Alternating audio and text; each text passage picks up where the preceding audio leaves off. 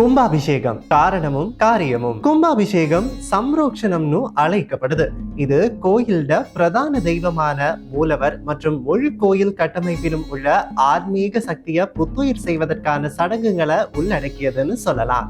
இந்த விழாவில பிரசாதங்கள் மற்றும் கோயிலின் தெய்வங்கள் மற்றும் கட்டமைப்புகள் மீது புனித நீரை ஊற்றுதல் ஆகிய பூசை புனஸ்காரங்கள் அடங்குது. குடமுழுக்கு என்பதுல சில வகைகள் இருக்கு. ஆவர்த்தம், அனாவர்த்தம், புனராவர்த்தம், அந்தரிதம் என குடமுழுக்கினை வகைப்படுத்தியுள்ளனர். அது சரி, ஆவர்த்தம்னா என்ன? ஓரிடத்துல புதிதா ஆலயம் அமைத்து பிரதிஷ்டை செய்யப்படும் மூர்த்திகளுக்கு குடமுழுக்கு செய்யப்படுவதுதான் ஆவர்த்தம். இப்போ அனாவர்த்தம்னா என்ன? வழிபாடு இல்லாம ஆறு, கடல் ஆகியவற்றால் சிதைவடைஞ்சிருந்தா அந்த கோயிலை புதிதா நிர்மாணம் செஞ்சு குடமுழுக்கு செய்வது. புனராவர்த்தம் என்பது கருவறை, பிரகாரம், கோபுரம் உள்ளிட்டவை பழுதுபட்டிருந்தா அவற்றை புனர் நிர்மாணம் செஞ்சு அஷ்டவந்தனம் சார்த்தி பிரதிஷ்டை செய்து குடமுழுக்கு செய்வது. அந்தரிதம் அப்படின்னா கோயிலுக்குள்ள ஏதாவது நடக்க கூடாத ஒரு விஷயம் நடந்துட்டா செய்யப்படுற ஒரு குடமுழுக்கு. வீரகேசரி நேயர்கள் எத்தனை பேருக்கு குடமுழுக்கு விழாவை பத்தி இன்னும் எவ்வளவு தெரியும் அப்படின்னு எங்களுக்கு கமெண்ட்ஸ் மூலமா தெரியப்படுத்துங்க.